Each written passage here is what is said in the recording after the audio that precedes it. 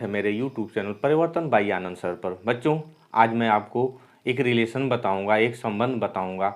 वह जो है व्यवहार का, समाज का रिलेशंस नहीं है, वह आपके मैथमेटिक्स का रिलेशंस है। वह क्लास 11th के जो है NCERT मैथमेटिक्स बुक्स का एक चैप्टर है रिलेशंस एंड फंक्शंस, उसका रिलेशंस है, जिसमें आपको हम इसकी डिफिनीशन बताएंगे। रिलेशंस क्या होता है, इसकी सारी बारीकियों को मैं आपको बताऊंगा, आप उसको ध्यान से सुनिएगा, ठीक है ना। तो हम एक एग्जाम्पल पहले लेते हैं, छोटा सा एग्जाम्पल लेते हैं। उस एग्जाम्पल के माध्यम से मैं आपको सारी चीज़ें क्लियर करना चाहता हूँ। अब सपोज करिए एक नॉन एम्प्टी सेट ए है। ए में कौन कौन एलिमेंट है?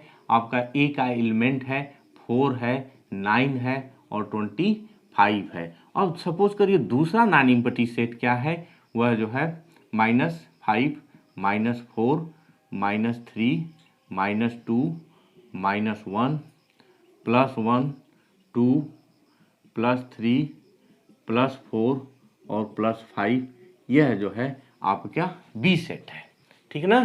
तो यहाँ अगर आपसे कहा जाए कि ए के सारे एलिमेंट बी के से कैसे रिलेटेड हैं, ए के सारे एलिमेंट, नॉट बी के सारे एलिमेंट, ठीक है ना।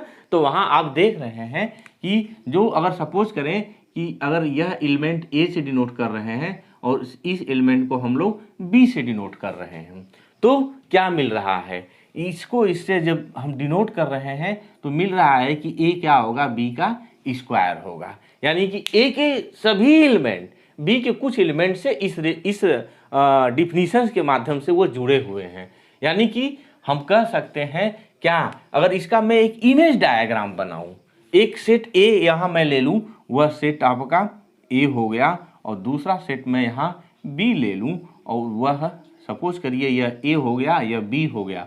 अब इसके एलिमेंट्स हैं 4 है, 9 है और 25 है, और इसका एलिमेंट्स क्या है? -5, -4, -3, -2, -1, +1, +2, +3, +4 और +5, ये सारे एलिमेंट्स हैं यहाँ पे, ठीक है ना। तो अब 4 कहाँ कहाँ कैसे कैसे रिलेटेड है? 4 जो है आपका एक -2 से रिलेटेड है, और 4 किससे रिलेटेड है? और आपका +2 से रिलेटेड है। तो 4 रिलेटेड टू यहाँ और 4 रिलेटेड टू यहाँ हो गया। 9 किससे रिलेटेड है? 9 जो है -3 से है और इधर जो है +3 से है। 25 जो है -5 से है और कितना है? +5 से रिलेटेड है, ठीक है ना। तो यह जो एलिमेंट्स है, यह क्या है? आपके फर्स्ट एलिमेंट्स, फर्स्ट सेट के हैं, और यह सारे एलिमेंट जो है किसके हैं? सेकेंड सेट के हैं। तो यह जो है हम इसको हम कहते क्या है? जितने यह होंगे यह फर्स्ट वाले के, यानी कि ए के क्या है? इमेज हैं। इनको हम क्या कहेंगे? इमेज कहेंगे। इमेज इमेज ऑफ ए क्या होगा? इसको हम लोग बी से डिनोट करेंगे। थोड़ा सा समझिएगा, यानी कि इससे जितने रिलेटेड हैं, इससे जितने रिलेटेड हैं वह क्या होंगे, और नहीं भी रिलेटेड हैं सबको मिलाएंगे तो वह क्या मिलेंगे? इसके इमेज बनेंगे, ठीक है ना। तो अब नहीं, एक चीज गलती यहाँ हो रहा है, यह सारे नहीं, जो रिलेटेड होंगे ए से जो रिलेटेड होगा वही इमेज होता है। बकिया सबको इमेज हम नहीं कहते हैं, बकिया को हम कहते क्या हैं आगे मैं उसको बता रहा हूँ, आगे उसको मैं समझा रहा हूँ। तो उस चीज को समझने से पहले आइए हम रिलेशंस की डिफिनीशन को समझें, रिलेशंस की बारीकियों को समझें।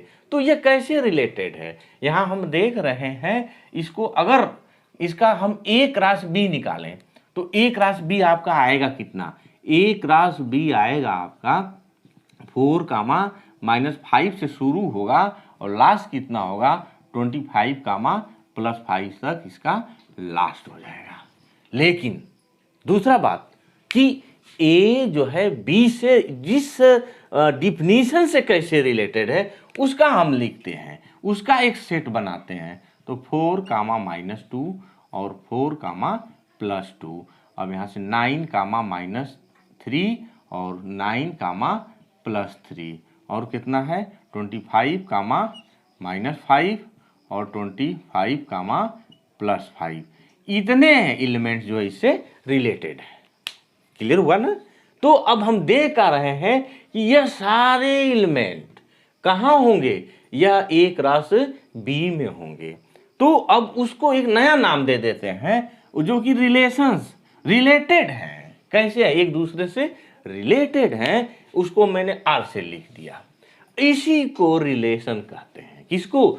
सारे ऑर्डर पे। यहाँ हम आर ए क्रॉस बी निकाल रहे हैं तो ऑर्डर पेयर है, यानी कि कार्टेशियन प्रोडक्ट है। और जो रिलेशंस आया है, जो रिलेटेड है एक दूसरे से, वो भी क्या आ रहा है? कार्टेशियन प्रोडक्ट आ रहा है। अब क्या निष्कर्ष निकला? इससे निष्कर्ष यही निकला कि जो आर होगा वह subset of A cross B होगा। क्या होगा? आर जो होगा ए क्रॉस बी का सबसेट होगा। क्लियर हो गया? पहली चीज ये ध्यान देने की जरूरत है कि वह सबसेट होगा।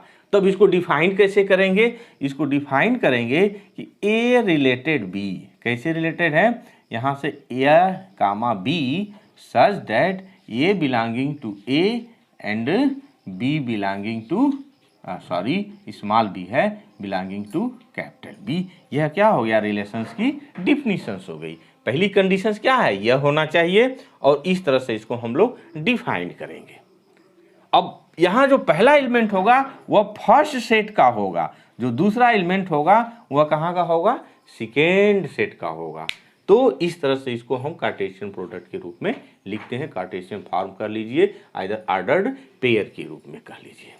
बात क्लियर हो गई? अब आइए हम डोम को देखते हैं। डोमेन ऑफ आर क्या होता है? डोमेन ऑफ आर, हाँ, यह हमें जानना बहुत जरूरी है। डोमेन ऑफ आर, तो डोमेन ऑफ आर, और इसको शॉर्टली लिखते क्या है? हम डोम आर लिखते हैं। क्या लिखते हैं? डोम आर लिखते हैं। यह होता क्या है? जो रिलेटेड पार्ट्स हैं उसके फर्स्ट एलिमेंट्स, यानी कि जितने भी ए होंगे जो रिलेशन डिफाइन करेंगे उनका सेट बनाएंगे। यानी कि इस एग्जाम्पल में हमारा डोम आर कहाँ होगा? 4 होगा, आपका 9 होगा और 25 हो जाएगा। यह क्या हो गए? आपके डोमेन आर हो गए। यानी कि first elements of order pair related, जो रिलेटेड है उसके पहले एलिमेंट्स क्या कहलाते हैं? डोम कहलाते हैं। ठीक ना? डोम ऑफ आर क्या होगा? 4, 9, 25 हो जाएगा। अब हम लोग थोड़ा सा और आगे बढ़ते हैं। इमेज की मैं बात करता हूं कि इमेज ऑफ आर क्या होगा? इमेज ऑफ आर क्या होगा?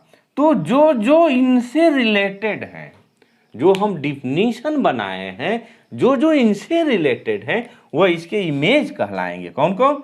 -5, -3, -2, +2, +3 और +5 जो रिलेटेड हैं वह क्या कहलाएंगे?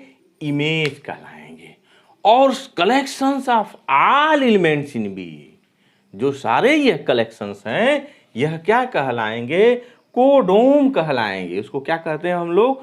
कोडोमेन। शॉर्ट में उसको हम लोग कोडोमेन कहते हैं। ठीक है ना? यानी कि कोडोम कहते हैं। कोडोम क्या होगा? कोडोम ऑफ आर इक्वल टू सारे जो है -5, -4 सो ऑन +4 और +5 तक, यह जितने भी एलिमेंट होंगे यह क्या कहलाते हैं? उसके कोडोम कहलाते हैं। अब तो क्लियर हो गया होगा। आइए कुछ बारीकियों को जानें। इसको रिप्रेजेंट करने के लिए हमारे पास दोनों तरीके हैं। सेट बिल्डर फॉर्म में भी लिखते हैं और रोस्टर फॉर्म में भी हम इसको लिखते हैं। ठीक है ना? और एक चीज और है, यह इमेज फॉर्म है। यह इसको क्या कहते हैं? एरो डायग्राम कहते हैं। यह इमेज इसका यहाँ से दिख रहा है ना, सारा आपको सामने दिखाई दे रहा है, तो इसको एरो डायग्राम करते हैं। अब फिर आगे आइए, एक चीज और बताना है आपको कि कितने इसके जो है कोई भी कार्टेशियन प्रोडक्ट है उसमें कितने रिलेशंस बन सकते हैं। मैक्सिमम जितना पॉसिबल रिलेशंस है उसकी हम संख्या कैसे निकालेंगे, आइए देखते हैं उसमें रिलेशंस में। ये तो क्लियर हो गया। आइए आगे बढ़ते हैं।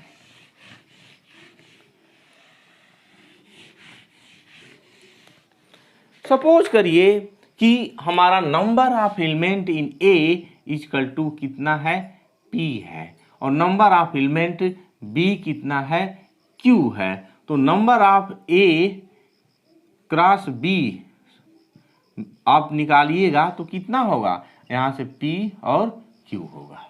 इतने एलिमेंट दोनों में, यानी कार्टेशियन प्रोडक्ट के ऑल पॉसिबल एलिमेंट्स कितने हो सकते हैं, P इंटू क्यू हो सकते हैं। ये चीज़ क्लियर हो गया। सिंस हम जानते हैं कि फाई इक्वल टू जब 0 होता तो उसको हम लोग नहीं लेते हैं, उसको हम लोग इग्नोर कर देते हैं।